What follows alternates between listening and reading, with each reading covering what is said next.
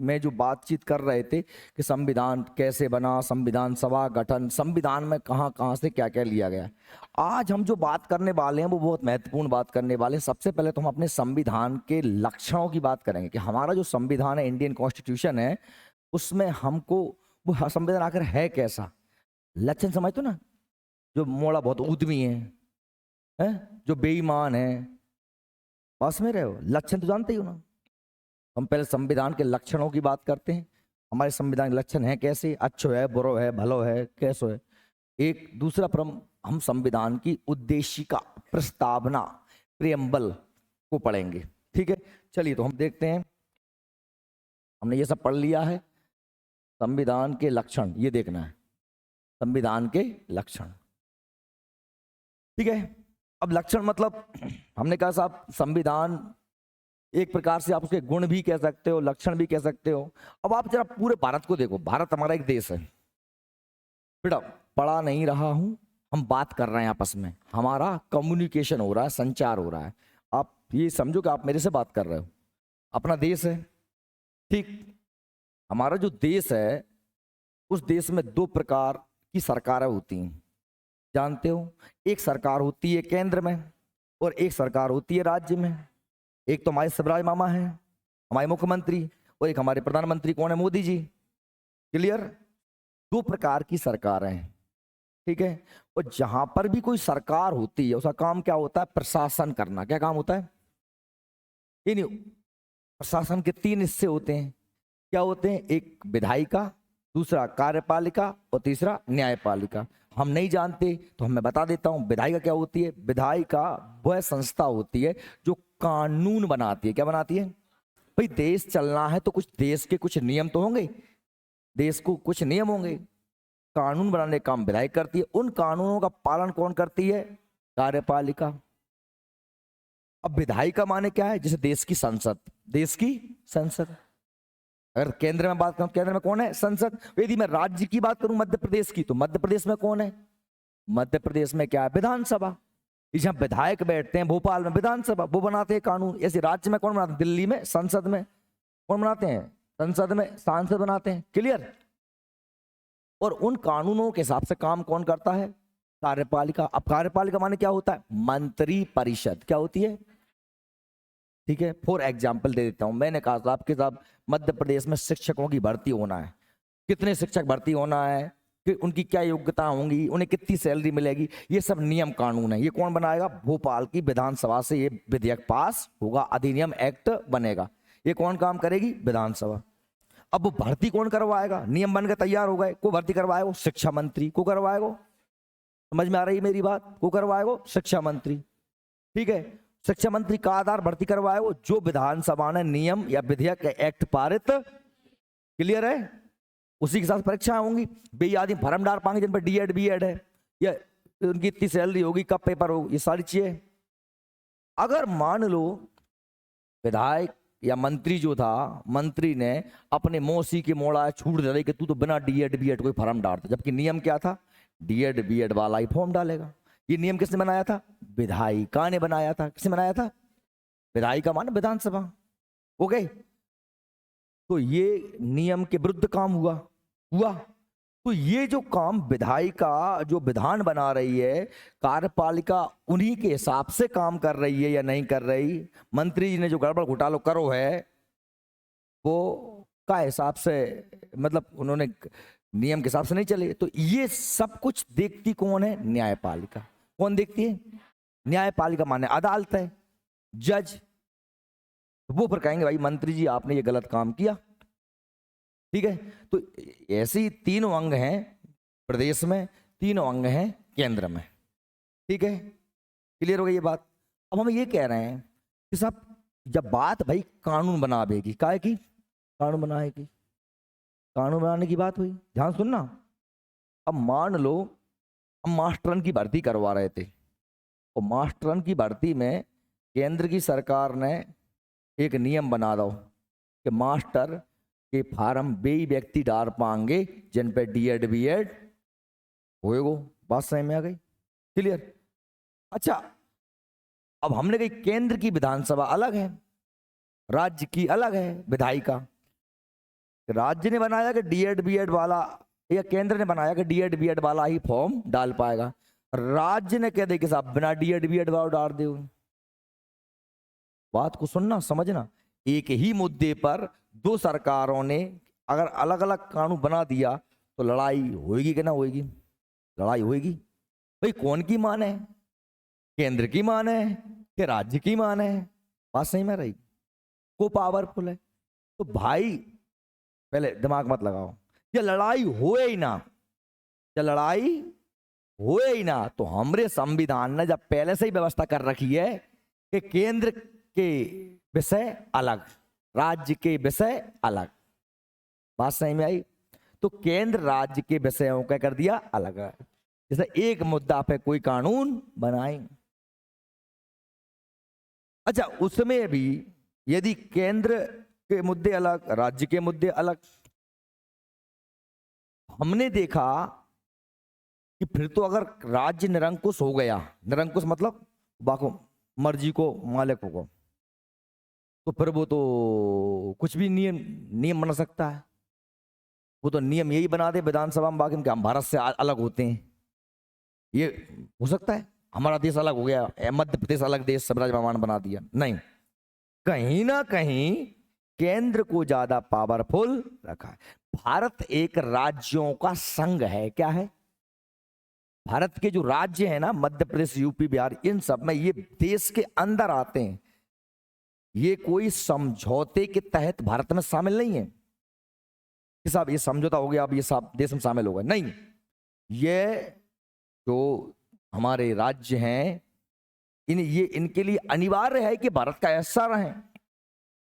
ये अपनी मर्जी से ना तो अलग हो सकते हैं, ना ही कोई ऐसा नियम बन सकते हैं। इसलिए हमारे संविधान ने पहले से व्यवस्था कर रखी है कि ये फालतू फैलारा होना। भाई संघात्मक व्यवस्था है, केंद्र सरकार अलग, राज्य सरकार अलग, दोनों के कानून अलग, फिर भी केंद्र को थोड़ा सा पावरफुल रखा है। आ रही बात सही में? चलिए तो हम बात करते हैं संविधान के लक्षणों की। मैं पहला पॉइंट पढ़ रहा हूं, अब जरा होश में पढ़ना। देखो क्या कह रहे हैं, देखो क्या कहा जा रहा है कि संविधान में जिस प्रकार केंद्र और राज्यों के मध्य शक्तियों का बंटवारा किया गया है। जैसे देखिए, अगर आपको उदाहरण दूं तो मैं, मध्य प्रदेश पुलिस किसके अधीन आएगी? शिवराज मामा के। एमपी सरकार, भारतीय भी एमपी सरकार ही करेगी, नौकरी भी वही देगी, ट्रांसफर भी वही करेगी। कौन काम करेगा? एमपी सरकार। लेकिन अगर मैं कहूं सेना, भारतीय सेना केंद्र के अधीन, रक्षा मंत्रालय के अधीन, या बैंक या रेलवे, कौन के अधीन आएगी? केंद्र के अधीन। बात सही में आ रही? ठीक है, उसे केंद्रीय सरकार अधिक शक्तिशाली प्रतीत होती है। वैसे देखा जाए तो केंद्र सरकार थोड़ी सी ज्यादा पावरफुल प्रतीत होती है, किंतु राज्यों के मामलों में केंद्र द्वारा हस्तक्षेप किया जाना हमारे संविधान का सामान्य लक्षण नहीं। भले ही केंद्र ज्यादा पावरफुल है, फिर भी केंद्र सरकार जब चाहे तब राज्यों में इंटरफेयर नहीं कर सकती।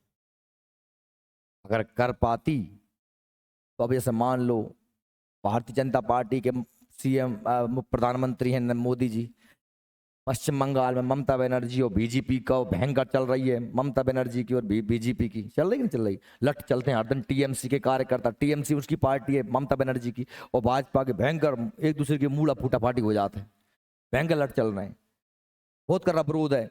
लेकिन फिर भी कुछ दायरे में है केंद्र सरकार। आप ऐसा समझ लीजिए, राज्य की कानून व्यवस्था राज्य सरकार के अधीन आती है। अगर बंगाल में कुछ भी दंगा फसाद कुछ भी हो जाए तो बंगाल सरकार की जवाबदेही है कि वो वहां पर उसको नियंत्रित करे। राज्य केंद्र सरकार तब तक इंटरफेयर नहीं करेगी जब तक राज्य सरकार खुद से हेल्प न मांगे कि अब हमसे नहीं समझ रहा हो, अब तुम सेना भेजो या तुम बीएसएफ भेजो, हमारी पुलिस से नहीं समझ रहा हो। जब वो लिख के देंगे तभी केंद्र भेज सकता है, केंद्र खुद की मर्जी से नहीं भेज सकता।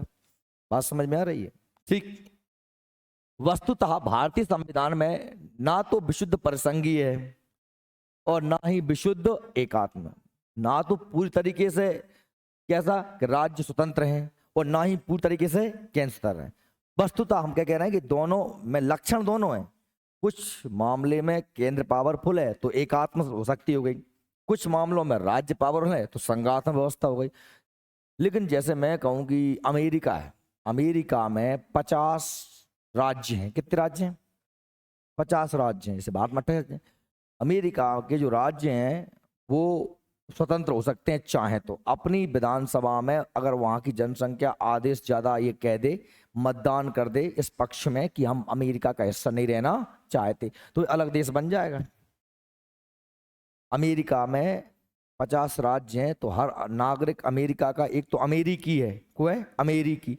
और अगर मान लो वो कैलिफोर्निया का है ना, कैलिफोर्निया का प्रदेश है, अमेरिका का प्रदेश क्या है? कैलिफोर्निया। तो एक उसकी नागरिकता कैलिफोर्निया की है। जैसे जैसे हम भारतीय हैं और हम पंजाबी हैं कि मध्य प्रदेशियन हैं और ये, पर इंडिया में ऐसा नहीं होता। इंडिया में तुम किसी भी कोने में रहोगे, आप केवल और केवल क्या हो? भारतीय। बात सही में आ रही? इसलिए भारत में इकहरी नागरिकता है, अमेरिका में दोहरी नागरिकता। और नागरिकता की व्यवस्था हमने कहां से ली थी? ब्रिटेन के संविधान से। कहां से ली थी? ब्रिटेन संविधान से। ये मैंने पढ़ाया था आपको किसी क्लास में। देखिए, बल्कि दोनों का समन्वय, ना तो विशुद्ध परिसंघीय ना ही विशुद्ध एकात्म। यह अपने ढंग का एक अनोखा संविधान है। भारतीय संविधान इस बात पर अत्यधिक बल देता है कि संघीय सिद्धांत की अपेक्षा देश हित सर्वोपरि। ये नहीं क्या ममता बनर्जी ने कह दी कि साहब हम तो बांग्लादेश ने घुसा लेंगे और ये और वो, मतलब होन दो, लट चल रहे हैं, मऊदम हो रहा है बहुत ज्यादा, बहुत हाहाकार मची है। अब कहीं मोदी जी इसलिए बैठे हैं देखते रहे कि जब ममता बनर्जी कहेंगी कि हाँ हम भेजो भेजो हमारे इधर सेना, तभी भेजेंगे। एक लिमिट तक ही देखेंगे, जब सही में आ जाए कि हाँ अब इनकी बस की बात नहीं है, जो संविधान के हिसाब से प्रदेश नहीं चल रहा, तो तुरंत वहां पर सरकार को बर्खास्त कर दिया जाएगा और उस राज्य में राष्ट्रपति शासन लागू। बात सही में आ रही है? तो फिर सारी सरकारों के फिर मामले धरे के धरे रह जाए। बात सही में आ रही? ये चलिए बात करते हैं आगे। हम पहले बात करते हैं कि हमारे संविधान में एकात्म लक्षण कौन कौन से हैं। एकात्म से मतलब क्या? सुनो, एकात्म से मतलब है केंद्र पावरफुल। एकात्म से मतलब क्या है? मोदी जी पावरफुल। और संघात्मक से मतलब क्या है? राज्य पावरफुल। क्लियर? ये दिमाग में क्लियर है नहीं? केंद्र पावरफुल। तो हमारा संविधान केंद्र के लिए क्या पावर देता है? मैंने आपसे कहा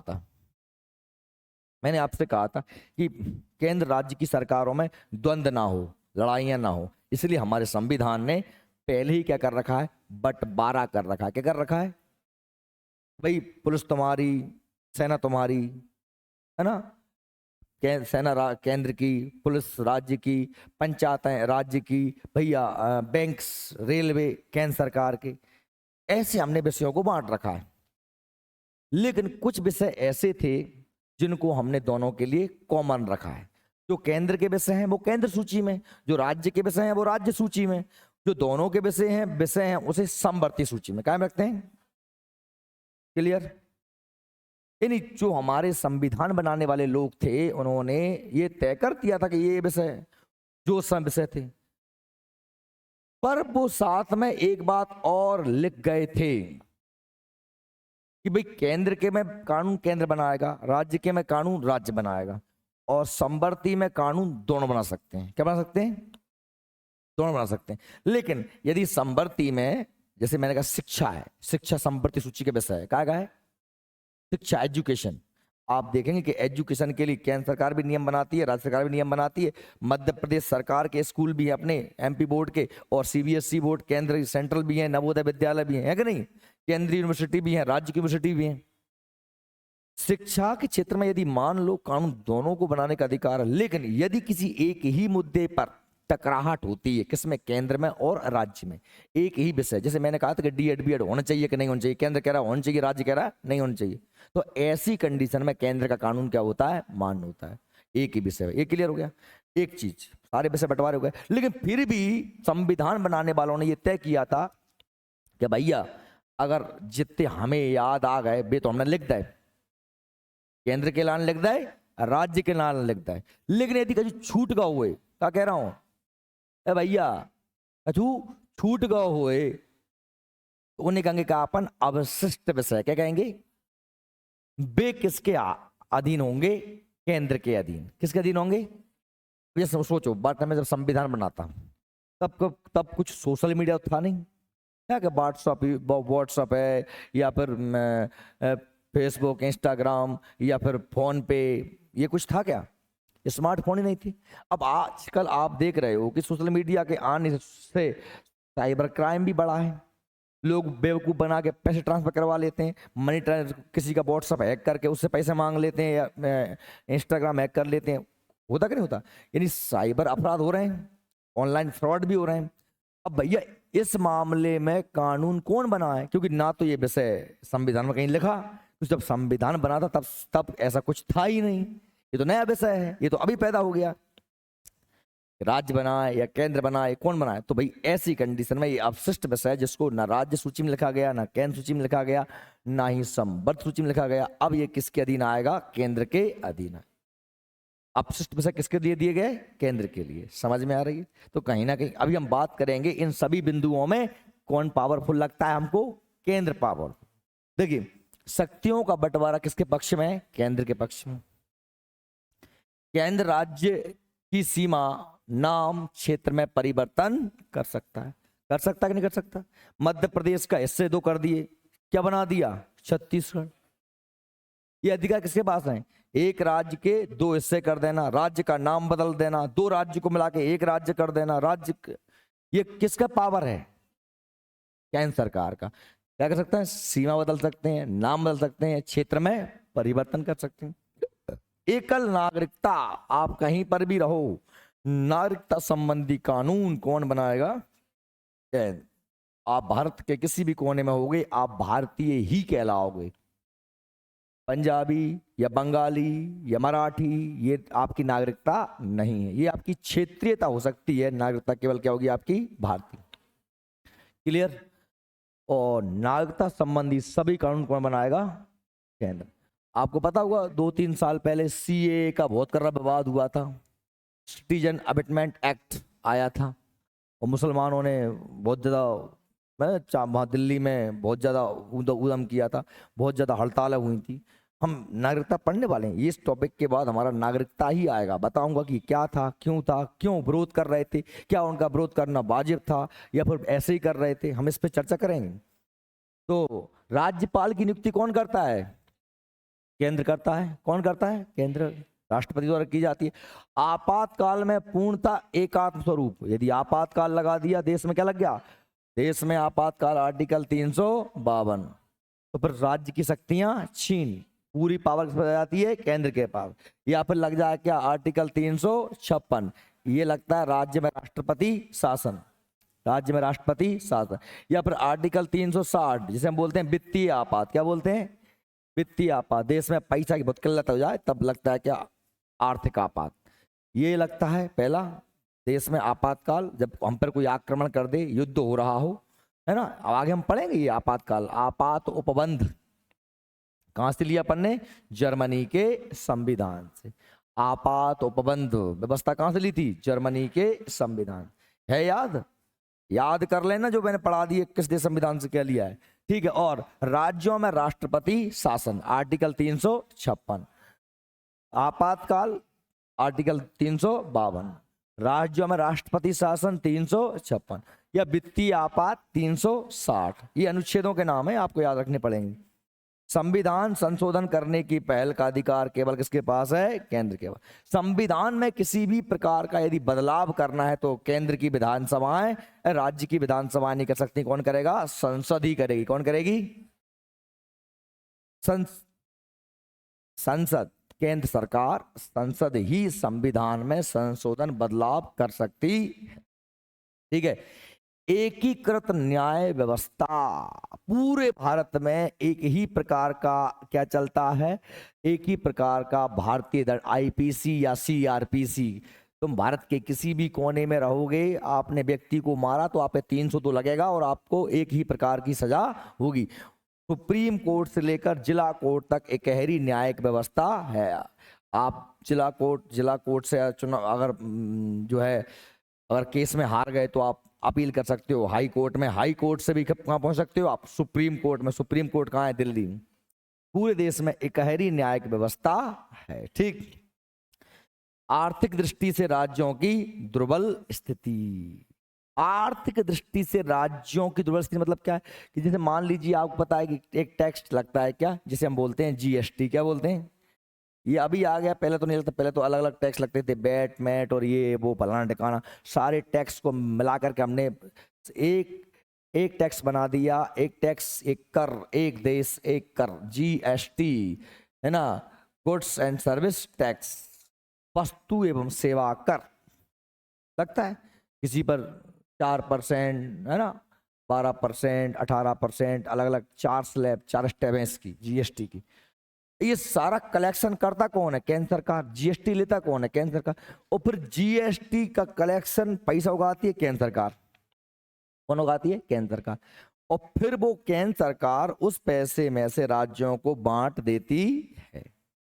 अब तुम जा भी समझ रहे हो, जब बांट पे को अधिकार है, मुंह पे यंगे पूरे लड़ुआ, तो फिर मैं चीन चीन के देंगे नहीं। मेरी बात सही में, ये मेरो खास आदमी है तो तू दो दो ले ले, वो नेक एक में से नेक आदत टोर के जा अपनी चल रही है दूसरी पार्टी की। तो ये थोड़ी सी क्या होती है, दिक्कत भी हो जाती है। आ रही बात सही?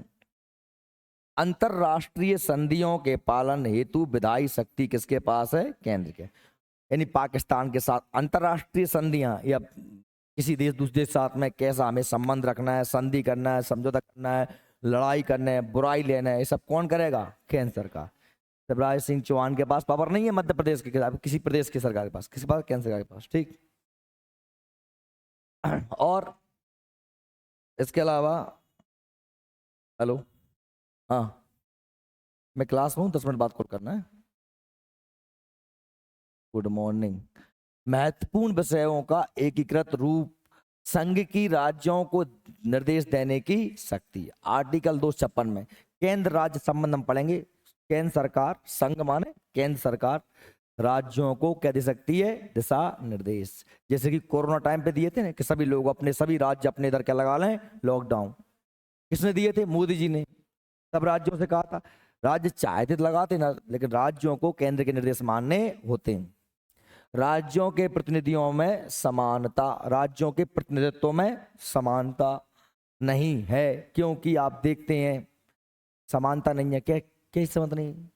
राज्यसभा में देखोगे तुम, कायम देखो राज्यसभा में मध्य प्रदेश के 11 राज्यसभा के सदस्य होंगे, या लोकसभा के 29 होंगे, जबकि बगल में उत्तर प्रदेश है वो, तो वहां लोकसभा के सांसद कितने होंगे? 80 होंगे।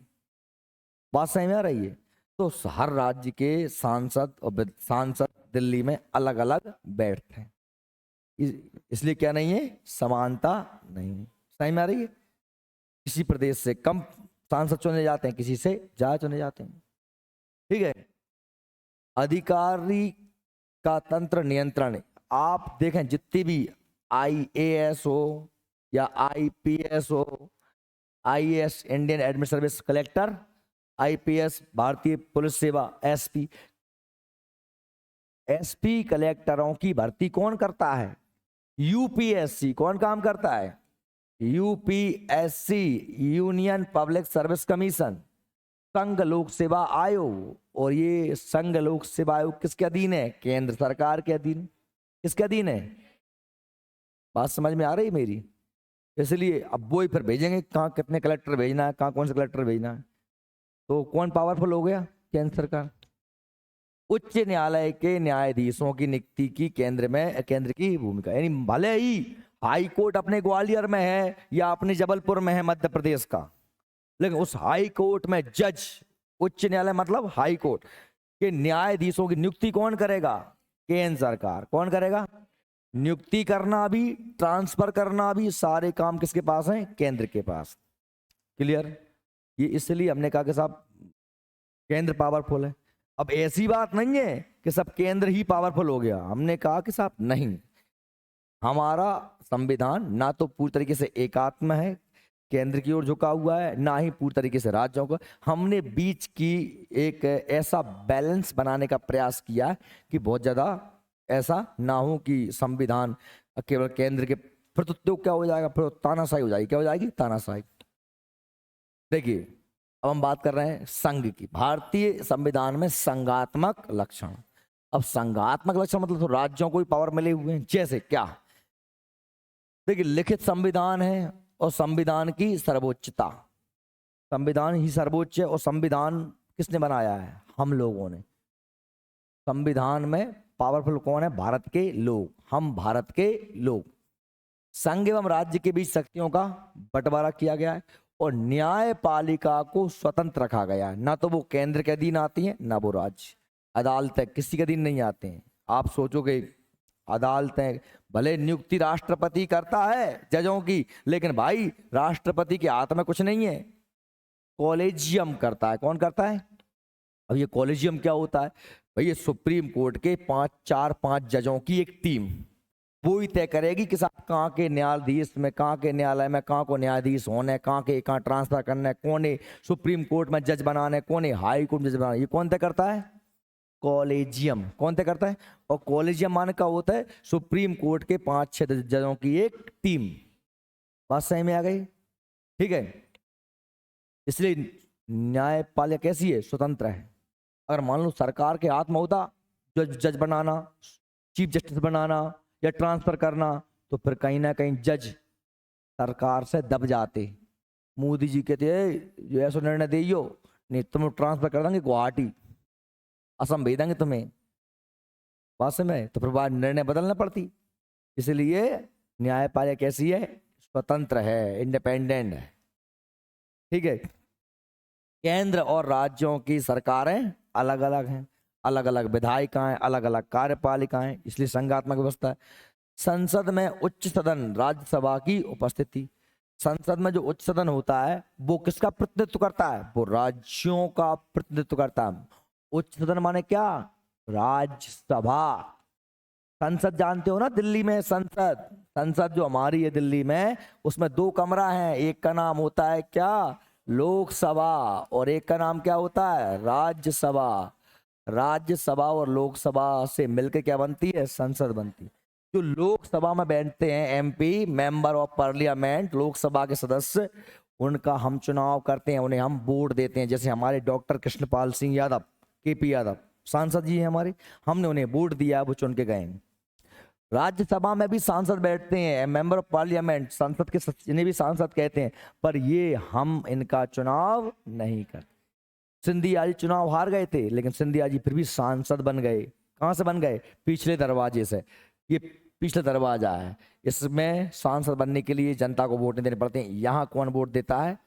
विधायक। कौन वोट देते हैं? और विधायक कौन है? राज्य के प्रतिनिधि। कौन है? राज्य के प्रतिनिधि। इसलिए राज्यसभा राज्यों की सभा है। ये भारत की संसद में राज्यों का प्रतिनिधित्व करती है। इसे उच्च सदन भी कहा जाता है, लोकसभा को निम्न सदन कहा जाता है। हम आगे इनके डिटेल से पढ़ने वाले हैं। ठीक।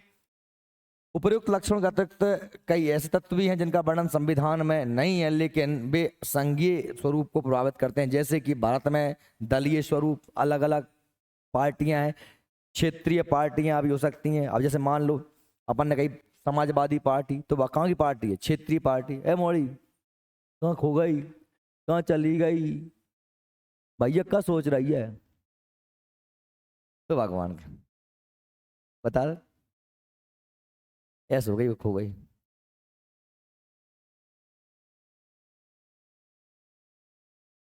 पलक तक नहीं मटका रही, कोई हसीन ख्वाब देख रही होगी पक्के में। मन में लड्डू, जी ललचाए रहा न जाए, है ना? अरे भैया मैं पढ़ा रहा हूँ, कैसे काम करते रहते। ठीक है। तो देखो,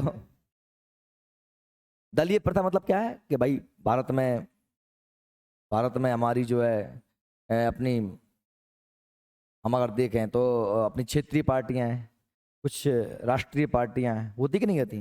जैसे भारतीय जनता पार्टी है, कांग्रेस है, ये पूरे देश में राष्ट्रीय पार्टी हैं। लेकिन मैंने कहा साहब, हमने कहा कि साहब अपनी समाजवादी पार्टी है तो अकेली उत्तर प्रदेश में, शिवसेना अकेली महाराष्ट्र में, अकाली दल अकेला पंजाब में, हमारे तो थोड़ी लड़ते हैं।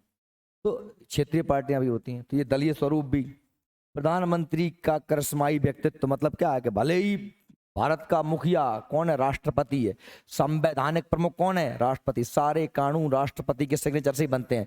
सारी व्यवस्था राष्ट्रपति के नाम से होती है, अन्य देशों के साथ संधि समझौता सब कुछ राष्ट्रपति के नाम से होते हैं। लेकिन बेचारे मुर्मू जी, ये कौन पूछ रहा है? द्रौपदी मुर्मू भारत की राष्ट्रपति है कि नहीं? कौन है राष्ट्रपति? द्रौपदी मुर्मू। बेचारी पुतरिया सी ठाणी देते हैं, ऐसी नैथानी से अपने मोदी जी कैसे फिरते हैं? पगरैत से।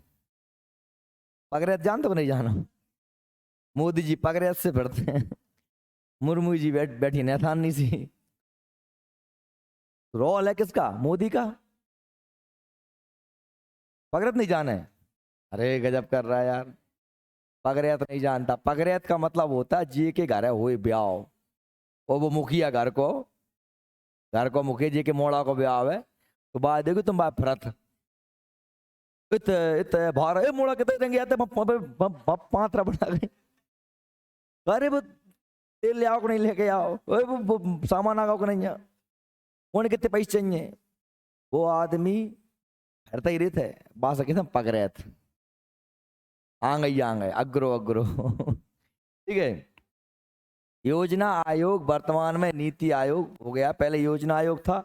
ये संवैधानिक निकाय नहीं है, योजना आयोग था, अब उससे क्या गया है? नीति आयोग। देश, राज्य और केंद्र सभी पूरे प्रदेशन के मुख्यमंत्री और अपने प्रधानमंत्री सब जने बैठ के योजना बनाते हैं कि अपने देश में क्या काम करने चाहिए, शिक्षा क्षेत्र में, स्वास्थ्य क्षेत्र में, रोजगार क्षेत्र में। तो है तो पहले योजना आयोग, अब बाकी जगह को नाम का बदल दो नीति आयोग। नीति आयोग का पूरा नाम है national institute for transforming India. NITI Aayog के अध्यक्ष कौन होते हैं? प्रधानमंत्री। यह एक गैर संवैधानिक निकाय है। इसका मतलब क्या होता है कि इसमें संविधान में इसकी चर्चा नहीं है, गैर संवैधानिक। ठीक। और राष्ट्रीय विकास परिषद, ये भी है ना गैर संवैधानिक निकाय है। ये संविधान से अलग भी बातें हैं जो भारत को एक संघात्मक राज्य बनाती, ठीक है, इसमें केंद्र राज्य को मिलकर चलना होता है, और एक आता है केंद्र ज्यादा पावरफुल होता है। ठीक है। अब देखो, अब हम बात कर रहे हैं भारत संविधान के उद्देश्य की बात कर रहे हैं। क्या की बात कर रहे हैं? उद्देश्य की बात करते हैं।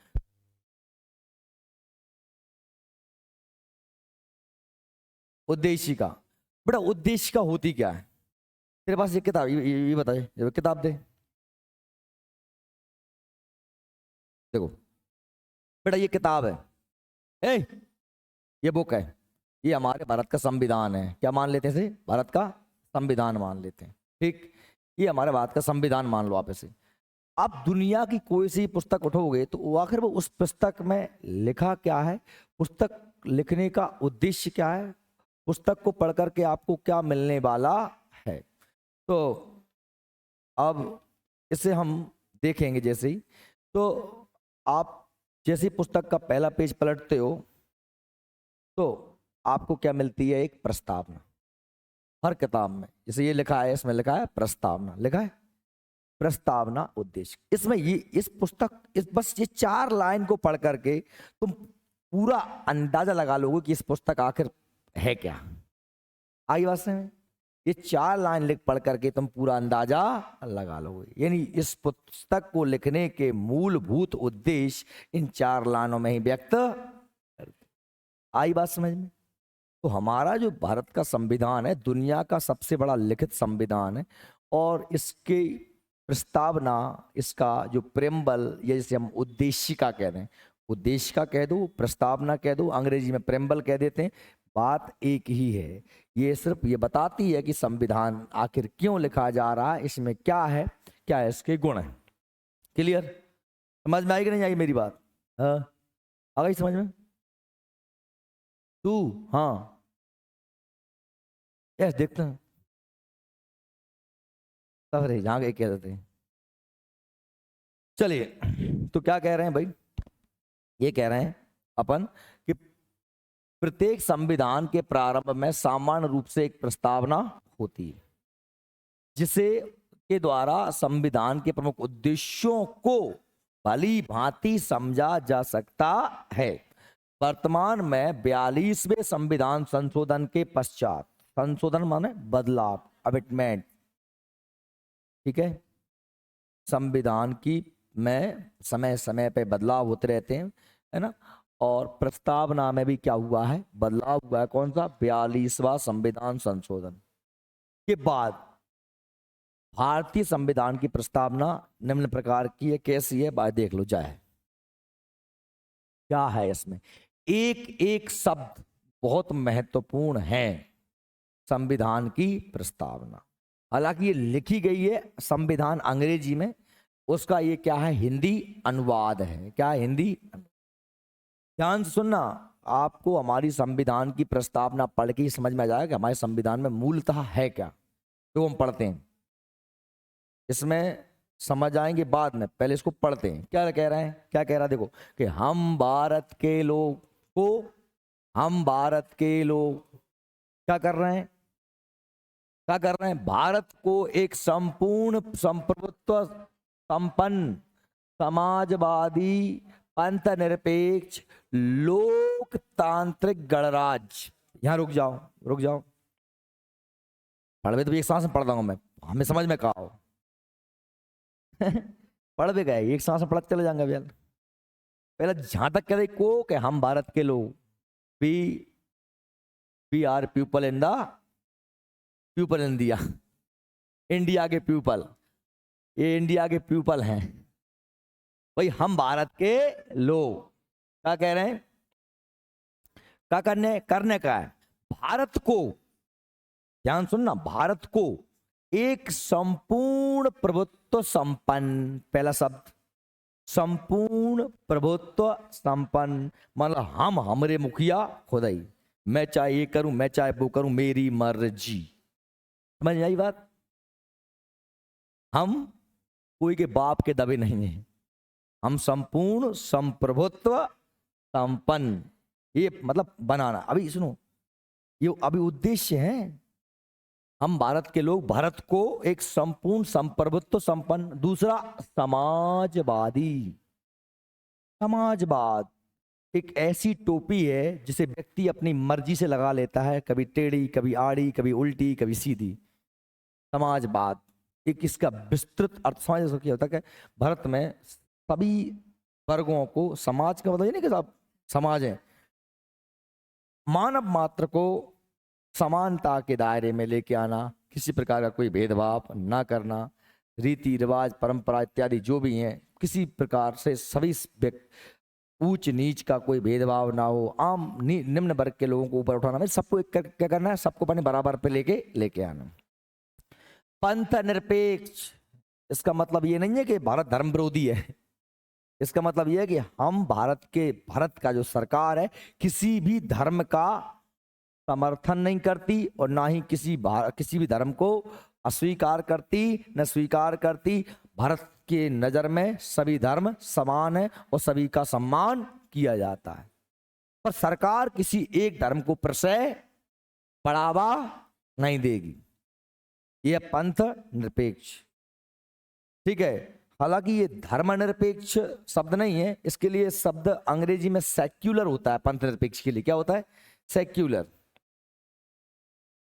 भारत अगर तुम कहो धर्मनिरपेक्ष तो इसका मतलब ये नहीं कि भारत अधार्मिक देश है, धर्म को मानते नहीं, सभी धर्मों का सम्मान है, पर किसी को कम या ज्यादा करके नहीं आंकना, ठीक है। लोकतंत्रात्मक,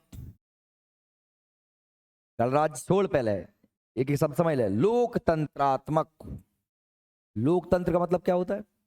अंग्रेजी में से डेमोक्रेसी बोलते हैं। क्या बोलते हैं? डेमोक्रेसी, है ना। और हिंदी में लोकतंत्र भी कह देते हैं, जनतंत्र भी कह देते हैं। क्या कह देते हैं? जनतंत्र, लोकतंत्र। इसे हम फारसी में कह देते हैं जमहूरियत। क्या कह देते हैं? जमहूरियत। भाई ये इसका सीधा अर्थ है कि लोगों का तंत्र, जनता के द्वारा जनता पर किए जाने वाला शासन ही क्या कहलाता है? हम पर शासन कौन करता है? हम ही करते हैं। कैसे करते हैं? हमने ही लोगों को चुना, वोट दिया, सरकारें बनी। आई बात सही में? तो जनता के द्वारा जनता पर किए जाने वाला शासन क्या कहलाता है? लोकतंत्र कहलाता है। हम पर शासन कौन कर रहा है? हम ही कर रहे हैं। हम नहीं चुने हैं मोदी जी, हमने ही मोदी जी को चुनाव करवाए। समझ में गई? लोकतंत्र, लोकतंत्र होता है जहां जनता सरकार चुने। ये सुन लो, जनता द्वारा चुनी गई सरकार के द्वारा प्रशासन जहां किया जाता है उसे क्या कहते हैं? लोकतंत्र। गणराज्य, गणराज्य को गणतंत्र भी कह देते हैं, गणराज्य भी कह देते हैं, अंग्रेजी में रिपब्लिक कह देते हैं। क्या कह देते हैं? रिपब्लिक कह देते हैं। इसका मतलब ये होता है, देखो गणतंत्र का मतलब होता है जहां जिस देश का मुखिया अनुवांशिक ना हो। अनुवांशिक माने क्या होता है? बाप के बाद बा को मोड़ा राजा बन जाता है, राजा के बाद राजा। देखो राजतंत्र जानते हो ना? राजतंत्र को अंग्रेजी में मोनार्की कहते हैं। क्या कहते हैं? मोनार्की, राजतंत्र। जहां राजा के बाद बा को बेटा राजा बनता है, बा के बाद, यानी अनुवांशिक मतलब क्या होता है? पीढ़ी दर पीढ़ी, पीढ़ी दर पीढ़ी। हम राजतंत्र नहीं है, हम गणतंत्र हैं, हम गणराज्य हैं, हम गणराज्य हैं। जहां हमारा जो राष्ट्राध्यक्ष है, कौन है अपना राष्ट्राध्यक्ष? राष्ट्रपति। अपने राष्ट्र का मुखिया कौन है? राष्ट्रपति। तो राष्ट्रपति के क्या राष्ट्रपति का बेटा राष्ट्रपति बनता? नहीं। एक प्रत्यक्ष, अप्रत्यक्ष या प्रत्यक्ष कोई भी विधि द्वारा हम उनका क्या करते हैं? निर्वाचन करते हैं। भारत राष्ट्रपति का निर्वाचन अप्रत्यक्ष विधि द्वारा होता है, अप्रत्यक्ष परोक्ष, जैसे मतलब हम वोट नहीं देते, विधायक और सांसद वोट देते हैं। चुनाव दो ही प्रकार से होते हैं, डायरेक्ट, इनडायरेक्ट। डायरेक्ट मतलब जिसे मैं वोट दूं, इनडायरेक्ट मतलब जिसे मैं वोट दूं विधायक को, विधायक वोट दे किसी और को। तो वोट तो मेरा ही था, मैंने विधायक को दिया था, विधायक ने किसी और को दिया। ठीक, अब सुनना, हमने इन सभी शब्दों के आपको अर्थ बता दिए। हम भारत के लोग किसको? भारत को क्या बनाना चाहते हैं? संपूर्ण सर्वत्व, समाजवादी, पंथ निरपेक्ष, लोकतंत्रात्मक गणराज्य बनाने के लिए ये हमें बनाना है। समझ रहे हो? हम इस संविधान का उद्देश्य क्या है? तो ये हमें बनाना है। तथा ऐसे नहीं कि जो बनाना है तो अपन सब भूल जाओ, उसमें भी बनाने के लिए तुम्हारा उद्देश्य है। उद्देश्य क्या है? संपूर्ण प्रभुत्व संपन्न, समाजवादी, पंथ निरपेक्ष, लोकतंत्रात्मक गणराज्य बनाने के लिए। लेकिन सुनिए, तथा उसमें समस्त नागरिकों को सामाजिक, आर्थिक और राजनीतिक तीन प्रकार के न्याय। कितने? सामाजिक, समाज में कोई भेदभाव नहीं होगा, ऊंच नीच नहीं होगी। आर्थिक, सभी आर्थिक पैसे के संबंध में सरकार सभी को देगी तो सभी देगी। लाडली बहना अगर है तो सबरी बहना लाडली हैंगी, है ना? एक बिना लाडली नहीं है। पैसा मिलेगा सबको मिलेगा, नहीं मिलेगा तो किसी को नहीं मिलेगा, है ना? राजनीतिक, चाहे किसी जाति धर्म लिंग वंश के कहीं के भी हो, चुनाव लड़ने का सबको अधिकार है। तो तीन प्रकार के न्याय बनाना तो हमको क्या है? संपूर्ण सर्वत्व संपन्न, समाजवादी, पंथ निरपेक्ष, लोकतांत्रिक गणराज्य। लेकिन उसमें याद रखना है, क्या याद रखना है? कि भारत सभी नागरिकों को सामाजिक, आर्थिक और राजनीतिक क्या मिल सके? न्याय मिल सके। कितने प्रकार के न्याय? तीन प्रकार के, सामाजिक, आर्थिक और राजनीतिक। फिर साथ साथ में और ये न्याय तो मिले ही, पर व्यक्ति को कुछ स्वतंत्रता हो। जैसे कहा है कि विचार की मैं कुछ भी कह सकूं, कि बोल की लब आजाद है तेरे। लब माने ओठ, है ना? भाई आपके अंदर बात है तो आप बात रख सको। विचार, अभिव्यक्ति, बोलने की, विचारों की, व्यक्ति की, विश्वास की, धर्म उपासना की क्या होनी चाहिए? स्वतंत्रता। विचार, अभिव्यक्ति, विश्वास, धर्म उपासना। धर्म उपासना एक ही है, धर्म और उपासना। मैं जो धर्म मानना चाहूँ मानूं, मेरी मर्जी। मुझे किस देवता की पूजा करना है? गणेश जी करना है, शंकर भगवान करना है, अल्लाह ही करना है, गॉड की करना है, जो करना है करो। तो ये स्वतंत्रता व्यक्ति को मिलनी चाहिए। साथ में ही प्रतिष्ठा और अवसर की समानता। अवसर राज्य सबको समान देगा, नौकरी निकालेगी सबको अवसर है। जो पढ़े, अवसर सबको समान है, जो पढ़ेगा वो निकलेगा। और प्रतिष्ठा, सबको अपनी इज्जत रखने की, प्रतिष्ठा और अवसर की समानता प्राप्त करने के लिए, ये सब कुछ प्राप्त करने के लिए, तथा उन सब में भी हमें याद ये रखना है कि व्यक्ति की गरिमा और राष्ट्र की एकता, अखंडता सुनिश्चित करने वाली बंधुता। भैया सब कुछ प्राप्त करना, लेकिन ऐसा नहीं कि भैया व्यक्ति तुमको ये बाकी इज्जत खराब कर दो, नहीं, व्यक्ति गरिमा भी ध्यान रखना है, राष्ट्र की एकता भी, अखंडता भी, देश भी न टूट जाए, और आपसी बंधुता बढ़ाने के लिए क्या कर रहे हैं हम, दृढ़ संकल्पित होकर कि हम करेंगे ही, दृढ़ संकल्पित होकर अपनी इस संविधान सभा में आज तारीख 26 नवंबर 1949, याद है ना, इसे किस तरह क्या मनाते हैं, इसे संविधान दिवस 26 नवंबर 1949 को ईस्वी मिति मार्गशीर्ष शुक्ल सप्तमी, मिति मार्गशीर्ष शुक्ल सप्तमी, 7 है कितना, 7 हैगी, शुक्ल 7 है माने जो अपने लाख तो भाव है ना, शुक्ल 7 है, संवत 2006 विक्रमी, संवत 2006 विक्रमी, संवत 2006 था, आप जानते हैं संवत आगे चलता है काय से, सन से, इसमें तुम कितने जोड़ दोगे, 58 जोड़ दोगे तो क्या निकल आएगा, संवत, 57 या 58 जोड़ के क्या निकाल लेते हैं अपन, संवत, 7 या 8 अपन भूल ही गए, अपन तारीखें में गिनते हैं। तो 26 नवंबर 1949 मिति मार्गशीर्ष शुक्ल सप्तमी संवत 2006 विक्रमी, ये भी याद रखना है आपको, को एदत द्वारा, एदत का मतलब क्या होता है, हम सब, एदत मतलब क्या होता है, एदत द्वारा इस संविधान को जो बन गया है, इस संविधान को अंगीकृत करते हैं, अधिनियमित, अधिनियम मतलब अभी अधिनियम बन गया है, और आत्मर्पित माने खुद को ही समर्पित करते हैं हम सब लोग। बात सही में आई, एक एक चीज, एक एक पॉइंट, इसमें से कुछ छोड़ा नहीं जाएगा। संविधान की प्रस्तावना है, ये संविधान की आत्मा कही जाती है, संविधान की कुंजी कही जाती है, संविधान की चाबी कही जाती है। संविधान में कहीं कुछ समझ में ना आए तो इसके माध्यम से आप समझ सकते हो। ठीक, आज के लिए इतना ही काफी है।